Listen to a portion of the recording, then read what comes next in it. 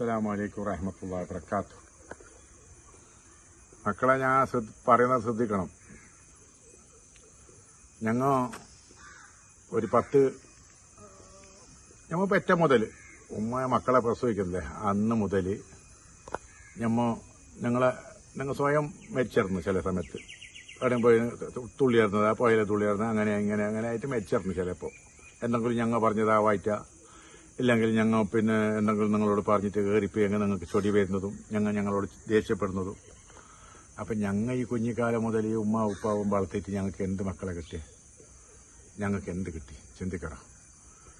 ഇനി നിങ്ങൾ മരിച്ചതിന് ശേഷം ഞങ്ങൾക്ക് അത് ഒരു ഊണ് ചോറ് നേരെ വയ്ക്കാൻ കഴിയും മക്കളെ? അത് ഉമ്മാരസനെ നിങ്ങൾക്ക് അറിയില്ല മക്കളെ. ചിന്തിക്കണം. പറഞ്ഞ മനസ്സിലായോ?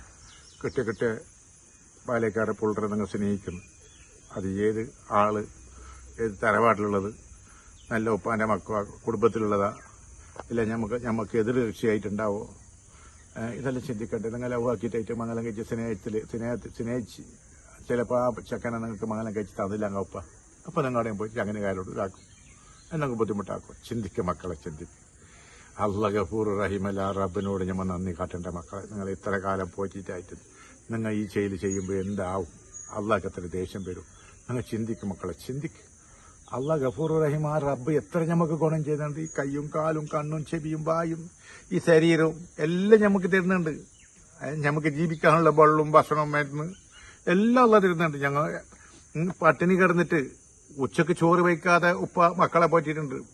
ഡ്രൈവർ പണിയിലെടുക്കുന്ന മനുഷ്യൻ ഉപ്പാറ് ഉച്ചക്ക് ചോറ് വയ്ക്കില്ല, മക്കൾക്ക് തയ്യാറായി പോണ്ടായിട്ട്. അങ്ങനത്തെ മക്കളെ പോറ്റിട്ട് ആ മക്കളെ ഗുണം കിട്ടുന്നില്ല.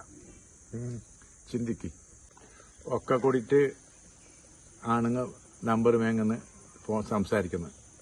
ഈ സംസാരിക്കുമ്പോൾ നിന്റെ ഈ ആണ് ഫ്രണ്ട് ചങ്ങായില്ലേ, ഈ ആണ് ചങ്ങായി, ഓൻ ഈ പെണ്ണോട് സംസാരിക്കുമ്പോൾ ഓൻ്റെയൊക്കെ 4-5 ചങ്ങായിമാരുണ്ടാകുന്ന ഈ ഫോൺ ചോറ് കൊടുക്കുന്നത് ഞാൻ എത്രയോ കേട്ടിരുന്നു. ഞാൻ പിന്നെ അപ്പുറത്തേയും ശ്രദ്ധിച്ചിട്ടുണ്ടായിരുന്നു. 1-2 പ്രാവശ്യം ഞാൻ അങ്ങനെ ശ്രദ്ധിച്ചിരുന്നു. കുറേ ചങ്ങായിമാരൊക്കെ ചോറ് കൊടുക്കുന്നത്. നീ എന്ത് സംസാരിച്ചതെല്ലാം ഓരോ ചങ്ങായിമാരെ ഒന്നിച്ചിട്ട് കേൾക്കുന്നതെന്ന് ഫോണിൽ. അപ്പോൾ അതും ശ്രദ്ധിക്കണം. രണ്ടാമത്തെ എന്താ പറഞ്ഞറിയോ?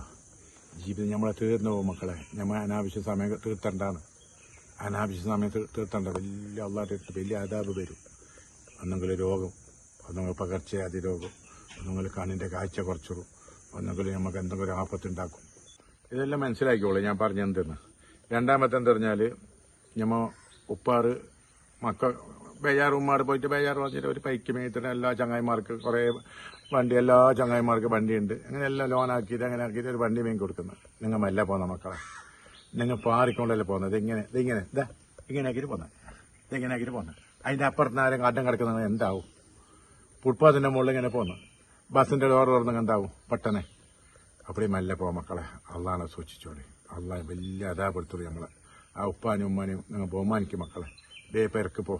രാത്രി അനാവശ്യം ക്ലബ്ബിലും ആരുടെയും സമയം കളയണ്ട. അള്ളാഹ് ഹൈർ ചട്ടെ ഇൻഷാ അള്ളാഹ്.